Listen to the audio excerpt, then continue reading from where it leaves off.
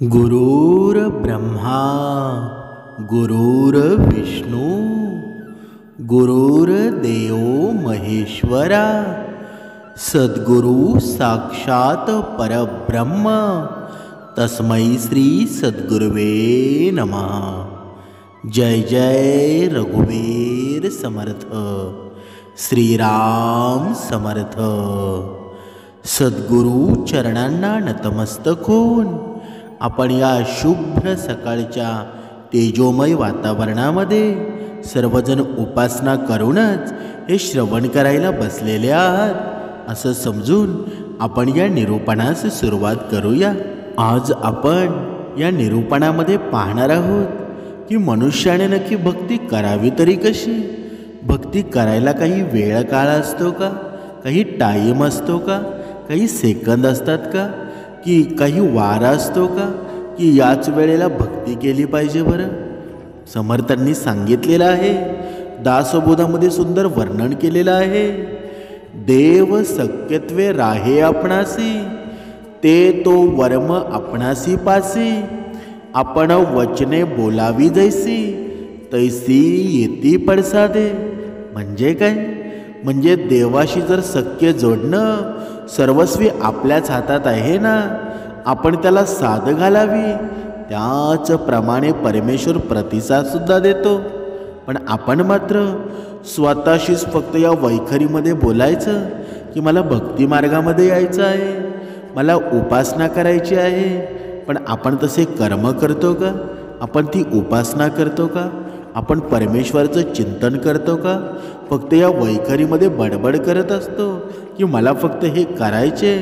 पण समर्थांनी सांगितलेलं आहे, चांगले कर्म करण्यासाठी, चांगल्या गोष्टी करण्यासाठी वेळ काळ अजिबात महत्त्वाची नसते। म्हणजे काय? तुम्ही म्हणाल मला उद्या चांगला मुहूर्त आहे, मला उद्यापासून भक्ती मार्ग करायचा आहे, उद्यापासून सत्संगाला मला बसायचं आहे। पण वेळ काळ अजिबात महत्त्वाची धरू नका। तुम्ही कधीही कुठे कीर्तन जरी चालू असेल ना, कोणत्या वेगळ्या ठिकाणी जर भगवंताचं नामस्मरण चालू असेल, तिथे तुमचे पाय थांबले पाहिजेत, तिथे थोडं तुम्ही श्रवण करणं, हीच खरी भक्ती आहे ना। पण आपण असं करतो का? समर्थांनी दासबोधामध्ये वर्णन केलेलं आहे, ऐसे परम सख्य धरिता, देवास लागे भक्ताची चिंता, पांडव लाखा जोहरी जळता, विवरद्वारे काढिले। म्हणजे काय? असा अत्याधिक सख्यभाव आहे ना, तो सांभाळला तर देवाला भक्ताच्या हिताची काळजी पडते। पण कौरवांना पांडवांना या लक्षागृहामध्ये जाळण्याचा कट आहे ना, तो भुयारी मार्गाने बाहेर काढून श्रीकृष्णाने उधळूनच लावला ना। म्हणजे आपला जर विश्वास आणि श्रद्धा असेल ना, तर देवसुद्धा आपल्या बाजूने येतो। पण आपण मात्र विश्वास आणि श्रद्धा ठेवतो का? बघा, जरी आपण कोणत्या डॉक्टरकडे गेलो ना, तरी जर आपल्या मनामध्ये असे विचार असतील की मी बरा होणार नाही, तर तुम्ही डॉक्टरने किती जरी औषधोपचार केले, किती जरी चांगल्या गोळ्या दिल्या ना, तरी तुम्ही बरे कधीच होणार नाही। कारण तुमची मनस्थिती आहे, ती मनस्थिती जर पॉझिटिव्ह असेल, ती मनस्थिती जर होकारार्थी असेल ना, तर तुम्हाला डॉक्टरने हात लावता लावता फरक पडेल।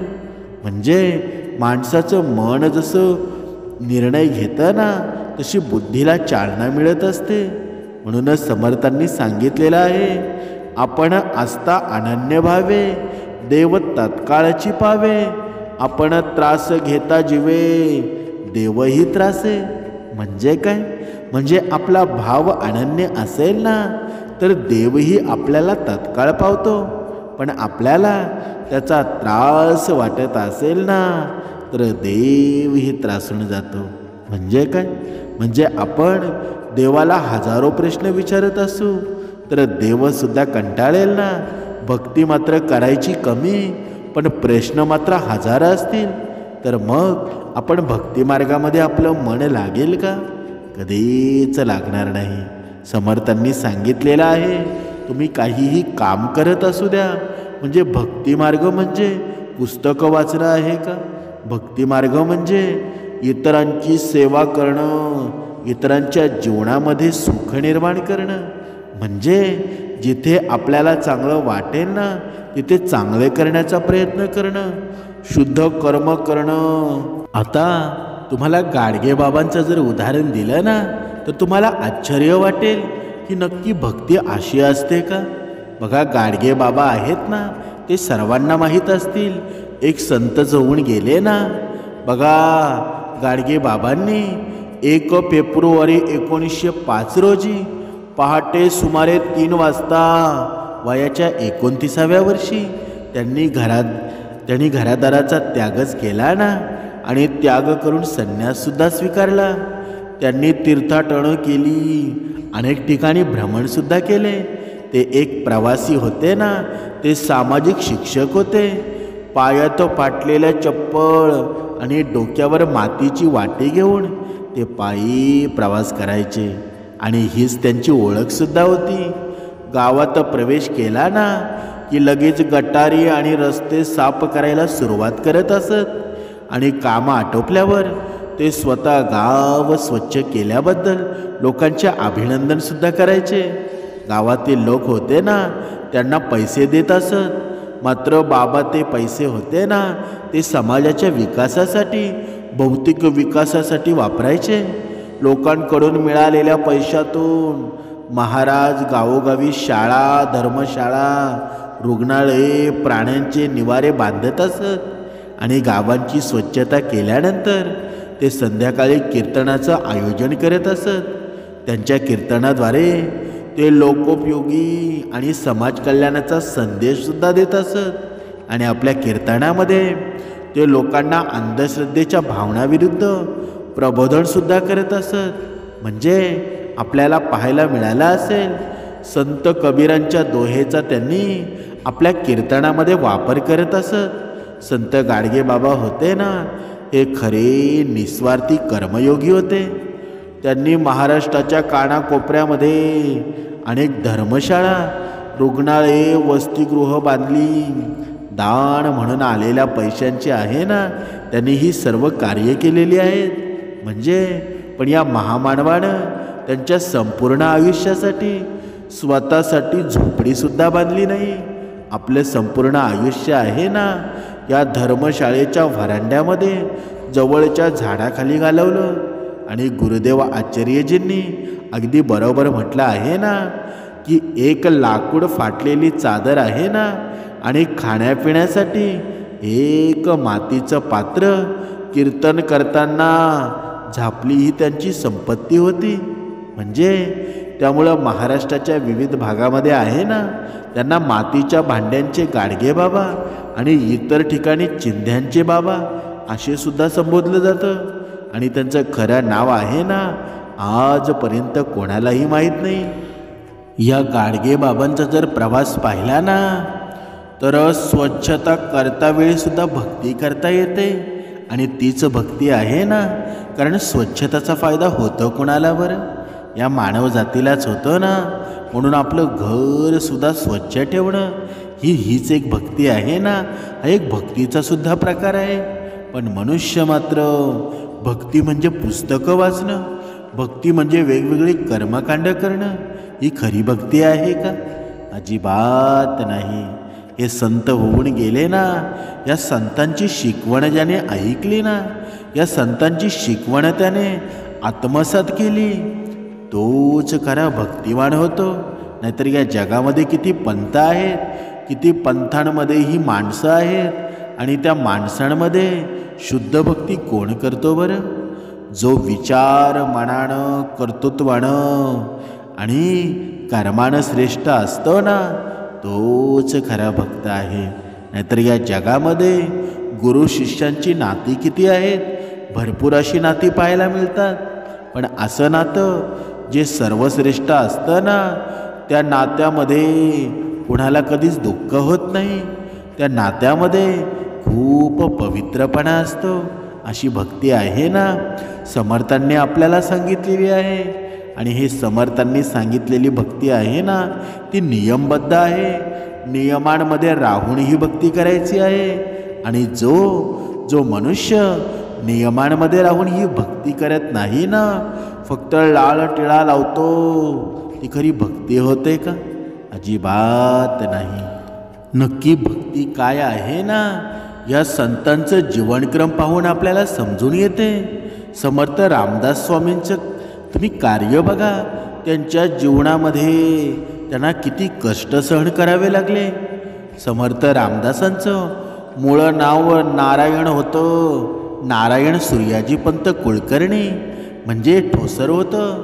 त्यांचा जन्म 1530 म्हणजे 1608 महाराष्ट्रातील जालना जिल्ह्यातील जांब नावाच्या ठिकाणी झाला.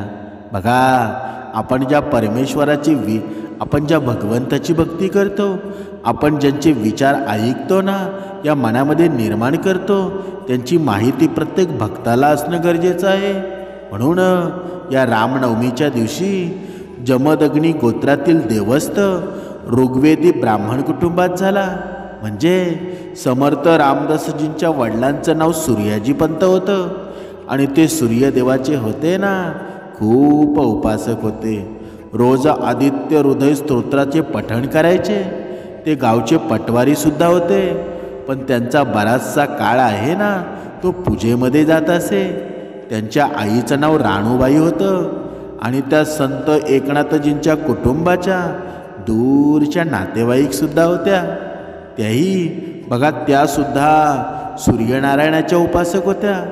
आणि या सूर्यदेवाच्या कृपेनं सूर्याजीपंतांना गंगाधर स्वामी आणि नारायण म्हणजे समर्थ रामदास स्वामी हे 2 पुत्र झाले. आणि समर्थ रामदासजींच्या थोरल्या भावाचं नाव गंगाधर होतं आणि सगळे त्यांना सर्वोत्तम म्हणत असत. त्या आध्यात्मिकदृष्ट्या चांगले व्यक्तीसुद्धा होते. त्यांनी सुगमोपिया नावाच्या ग्रंथाची रचना केली. त्यांच्या मामाचे नाव भाणजी गोसावी होते आणि ते प्रसिद्ध कीर्तनकारसुद्धा होते. बघा, कधीकधी आपण म्हणतो की समर्थ रामदास स्वामी आपल्याला माहीत आहेत, पण त्यांच्या कुटुंबाची माहिती आहे ना, ती बऱ्याचशा माऊलींना माहीत नसावी. एके दिवशी बघा, आई राणूबाई, नारायण हे त्यांचे लहानपणीचं नाव होतं, यांना म्हणाल्या, तू दिवसभर खोडसळपणा करतोस, काही काम कर. तुझा मोठा भाऊ गंगाधर बघ, कुटुंबाची किती काळजी घेतो बरं. बघा, इथे सर्वांना माहीत असू द्या की आपण नक्की भक्ती कशी निर्माण होते आणि भक्ती कशा प्रकारे केली जाते हे आपण पाहत आहोत. तेव्हा ही गोष्ट नारायण यांच्या मनावर पडली. बघा, त्यांच्या मनामध्ये घर करून गेली. 2-3 दिवसांनी हे मूळ आपलं खोडकरपणा सोडून एका खोळीमध्ये ध्यानस्थ बसलेलं आहे. दिवसभर नारायण दिसले नाही. तेव्हा आईनं मोठ्या मुलाला नारायण कुठे आहे असं विचारलं. तेही म्हणाले, मी त्याला पाहिलं नाही. दोघेही काळजीमध्ये पडतात आणि त्यांचा शोध घेण्यासाठी निघतात, पण त्यांचा पत्ता कुठेच लागला नाही. संध्याकाळी जेव्हा त्यांच्या आईनं त्यांना खोळीमध्ये ध्यान करताना पाहिलं, तेव्हा त्यांनी विचारलं, नारायण तू इथे काय करतोस बरं? तेव्हा नारायण यांनी अत्यंत शांत स्वराने उत्तर दिलं, मला संपूर्ण जगाची चिंता आहे. बघा, या घटनेनंतर नारायण यांचा दिनक्रम बदलला. सुदृढ आणि निरोगी शरीराने देशाची प्रगती शक्य आहे हे त्यांनी समाजातील तरुणांना समजावून सांगितलं. त्यामुळं त्यांनी व्यायाम आणि कसरत करण्याचा सल्ला देत शक्तीचे उपासक हनुमानजींच्या मूर्तीची प्रतिष्ठापना केली. त्यांनी संपूर्ण भारताचा दौरासुद्धा केला आणि संपूर्ण राष्ट्रामध्ये नव चैतन्य निर्माण व्हावं म्हणून ठिकठिकाणी हनुमंतजींच्या मूर्तीची स्थापना करण्यात आली. ठिकठिकाणी मठ आणि मठाधिपती बांधण्यामध्ये आले. म्हणजे वयाच्या 12व्या वर्षी लग्नाच्या वेळी शुभमंगळ सावधान मधील हे सावधान आहे ना, हा शब्द ऐकून ते लग्नमंडप सोडून टाकळी नावाच्या ठिकाणी श्रीरामचंद्राच्या उपासनेमध्ये मग्न झाले. 12 वर्ष ते उपासनेमध्ये मग्न राहिले आणि इथेच त्यांना रामदास हे नाव पडलं. बघा, घर सोडल्यानंतर 12 वर्षाचे नारायण नाशिक जवळील टाकळी नावाच्या गावात आले. येथे नंदिनी आणि गोदावरी नद्यांचा संगम आहे ना, या भूमीला आपली तपश्चर्या करण्याचं ठरवून त्यांनी कठोर तपश्चर्या सुरूसुद्धा केली. ते सकाळी ब्रह्ममुहूर्तावर उठायचे. बघा, समर्थांनी प्रत्येक निरूपणामध्ये तुम्हाला सांगितलेलं आहे की ब्रह्ममुहूर्तावर का उठायचं बरं. कारण स्वतः आहेत ना, स्वतः ते ब्रह्ममुहूर्तावर उठायचे. आणि हा ब्रह्ममुहूर्ताचा चमत्कार आहे ना, प्रत्येक निरूपणामध्ये सांगितलेला आहे. तुम्हाला वेगळं काही सांगण्याची गरज नाही. आणि ब्रह्ममुहूर्ताची वेळसुद्धा काय आहे ते सुद्धा तुम्हाला माहीत आहे. ब्रह्ममुहूर्ताची वेळ आहे ना, पहाटे 3:40 ते जेमतेम 6 वाजेपर्यंत. म्हणजे ते सकाळी ब्रह्ममुहूर्तावर उठायचे आणि दररोज 1200 सूर्यनमस्कार करायचे. त्यानंतर ते गोदावरी नदीमध्ये उभे राहून राम नाम आणि गायत्री मंत्र म्हणत दुपारच्या वेळी ते फक्त घरातून भिक्षा मागून प्रभू रामचंद्रजींना नैवेद्य दाखवत असत. त्यानंतर प्रसादाचा वाटा पशुपक्ष्यांना बहरल्यानंतर ते स्वतः घेत असत. दुपारी वेद वेदांत उपनिषदे आणि धर्मग्रंथांचा अभ्यास करायचे. त्यानंतर ते पुन्हा नामस्मरणात विलीन व्हायचे. त्यांनी 12 वर्षात 13 कोटी रामनामांचा जप केला होता. 12 वर्ष त्यांनी अशी कठोर तपश्चर्या केली. आणि या काळामध्ये प्रभू रामचंद्रांसाठी रचलेल्या प्रार्थना करुणा अष्टक या नावाने प्रसिद्ध आहेत ना. तपश्चर्या केल्यावर ते 24 वर्षाचे असताना त्यांना आत्मसाक्षात्कार झाला. आणि टाकळी येथे समर्थ रामदासजींनी पहिले हनुमान मंदिर स्थापन केलं. तीर्थयात्रा आणि भारत भ्रमण या आत्मसाक्षात्कार झाल्यावर समर्थ रामदास तीर्थयात्रेला निघाले. त्यांनी 12 वर्ष भारताचा दौरा सुरू ठेवला. आणि प्रवास करत असताना ते हिमालयामध्ये सुद्धा आले. आणि हिमालयातील पवित्र वातावरण पाहिल्यानंतर मूळचे आळिप्त स्वभावाचे रामदासजींच्या मनात वैराग्य निर्माण झालं. आणि आता आत्मसाक्षात्कार झाला, भगवंताचे दर्शन झालं. मग हा देह आहे ना, हे धारण करण्याची काय गरज असा विचार त्यांच्या मनामध्ये सुद्धा आला. आणि त्यांनी स्वतःला मंदाकिनी नदीत 1000 फूट खाली झोकून दिलं. पण त्याचवेळी प्रभू रामांनी त्यांना वर उचलून धार्मिक कार्य करण्याची आज्ञा दिली. आणि धर्मासाठी यांनी शरीराचा अर्पित करण्याचा निर्णय घेतला.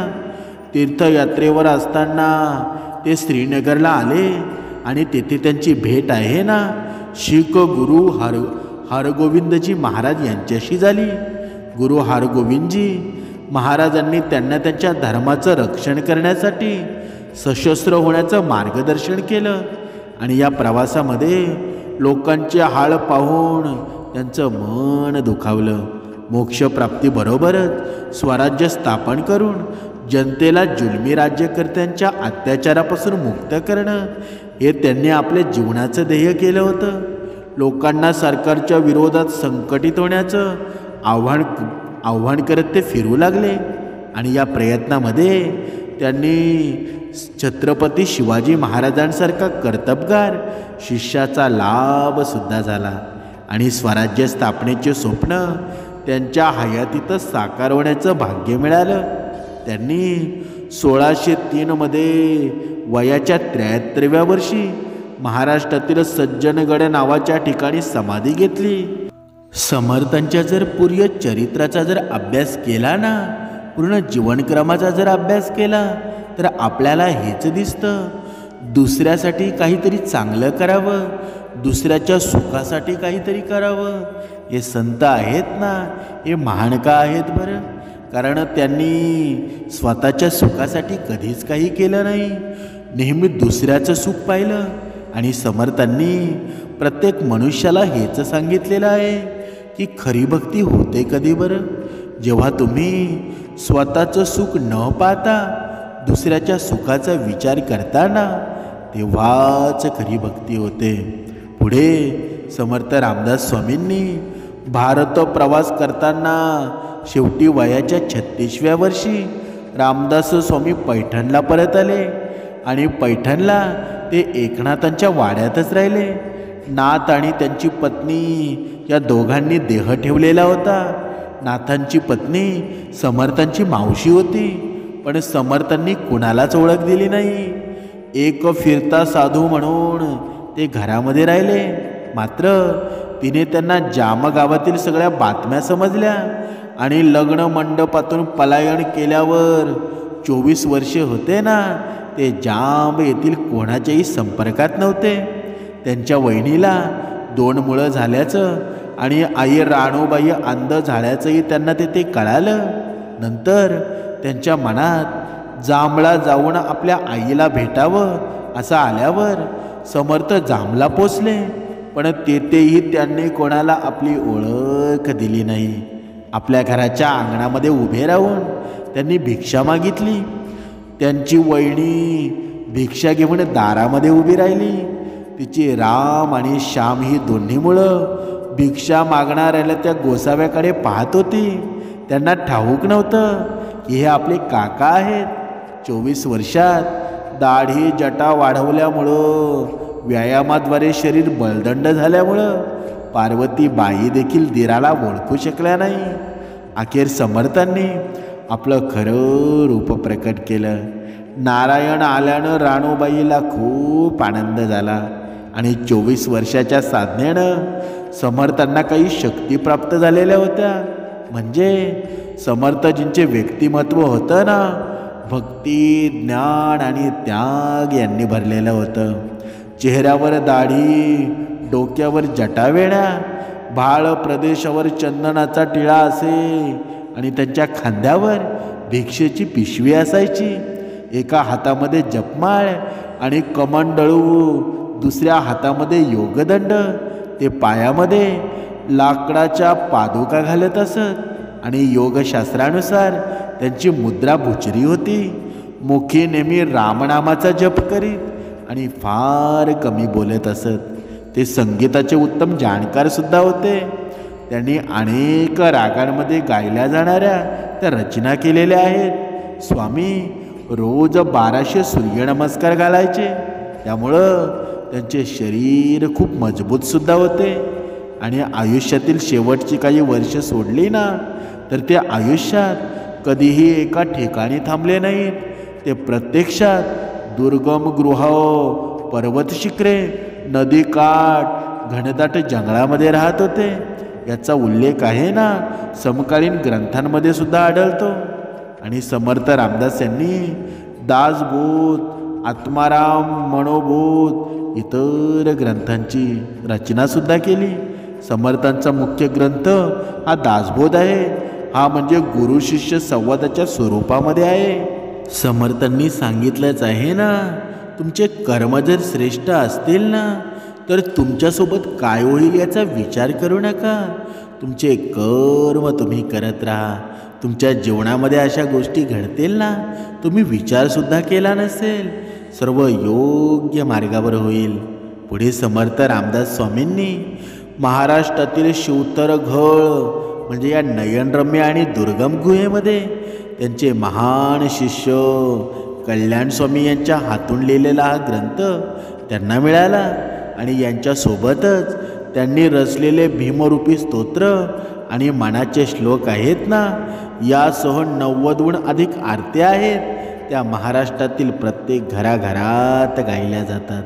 म्हणजे काय बघा, त्यांनी शेकडो अभंगसुद्धा लिहिलेले आहेत. समर्थ स्वतः अद्वैत वेदांती आणि भक्तिमार्ग संत होते ना, पण तत्कालीन समाजाची स्थिती पाहून त्यांनी धर्मग्रंथात राजकारण, प्रपंच, व्यवस्थापन इत्यादी अनेक विषयांवर मार्गदर्शन केलं आहे. समर्थांनी 100हून अधिक देवी देवतांची स्तोत्रे सोप्या स्वरूपामध्ये, सोप्या शब्दामध्ये लिहिली आहेत. आणि या स्तोत्रामध्ये आरत्यांमध्ये भक्ती, प्रेम, शौर्य म्हणजे अत्यंत महत्त्वाच्या गोष्टी या समर्थांच्या इतर रचनामध्ये आहेत. तुळजापूरची भवानी माता होती ना बघा, ही तर समर्थांची कुळस्वामिनी. जिथे दर्शन घेताना समर्थांना दुर्गे दुर्गड भारी, तुझविण संसारी ही आरती आहे ही स्फुरली. श्री क्षेत्र मोरगावला सुख करता दुःख हरता ही आरती श्री समर्थ रामदास स्वामी निर्मित आहे. समर्थांनी शंकराची आरती सुद्धा लिहिली. त्यांची कथा मोठी गमतीशीर सुद्धा आहे. म्हणजे तीर्थयात्रा करताना समर्थ जेजुरीला आले बघा, तिथे खंडेरायाचं दर्शन घेऊन लवथेश्वराला आले आणि जो कोणी मंदिरात झोपतो ना तो रात्रीच मरण पावतो, अशी या मंदिराची ख्याती होती. हे कळाल्यावर समर्थांनी मुद्दाम मंदिरातच झोपायचं ठरवलं. ग्रामस्थांनी त्यांचं मन वळवण्याचा प्रयत्नसुद्धा केला, पण समर्थ तसे हट्टी होते. सकाळी ग्रामस्थांनी मंदिरात भीत प्रवेश केला. पाहतात तर काय, समर्थ भगवान लवळेश्वराची पूजा करत होते. त्याचवेळी लवळवती विक्राळा ब्रह्मांडमाळा या प्रसिद्ध आरतीची निर्मितीसुद्धा झाली. समर्थांनी आपल्या जीवनक्रमामध्ये खंडेराया, दत्तात्रय, विठ्ठल, श्रीकृष्ण, दशावतार अशा विविध देवांच्या आरत्या केलेल्या आहेत. रामायणातील किष्किंधा, सुंदर, युद्ध ही कांडे आहेत ना, कित्येक अभंग आहेत. आरत्या, भूपाळ्या, पदे, स्तोत्रे, राजधर्म, शास्त्रधर्म या शिवाजी महाराज, संभाजी महाराज यास पत्रे, आपल्या शिष्यांना मार्गदर्शन, मठ आणि त्यातील उत्सव या संबंधी मार्गदर्शन आहे ना, ते सर्व त्यांनी या विषयावर विपुल लेखन समर्थांनी केलेलं आहे. म्हणजेच या पूर्ण भारतासाठी संत समर्थ रामदास आहेत ना, यांचं अचूक योगदान आहे. आपल्याला आता माहीत झालं असेल की नक्की मनुष्यानं भक्ती करावी कशी. जे तुम्ही काम हाती घेतलं ना त्या कामामध्ये सुद्धा भक्ती होऊ शकते. फक्त माणसाचं मन निर्मळ असावं, माणसाच्या मनामध्ये शुद्ध भाव असावा, की नक्की पुस्तकच वाचली पाहिजेत, हे व्रतवैकल्यच केले पाहिजेत असं अजिबात नाही. प्रत्येक कामामध्ये भक्ती होईल, प्रत्येक सेकंदामध्ये भक्ती होईल. फक्त तुमचं मन पवित्र असायला हवं. आणि ज्याचं मन पवित्र असतं ना त्याला या जगामध्ये मरण नाही. कारण तो मृत्यू पाहूनसुद्धा जिवंत होत असतो. बघा, छत्रपती शिवाजी महाराजांचा विचार करा.